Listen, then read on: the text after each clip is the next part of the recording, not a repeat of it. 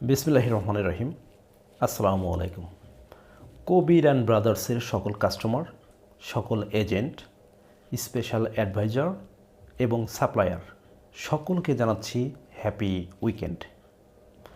আপনারা জেনে অত্যন্ত আনন্দিত হবেন যে কবির অ্যান্ড ব্রাদার্স বাংলাদেশের মেজরিটি % জেলাকে তাদের বিজনেস কাভারেজের আওতায় আনতে সক্ষম হয়েছে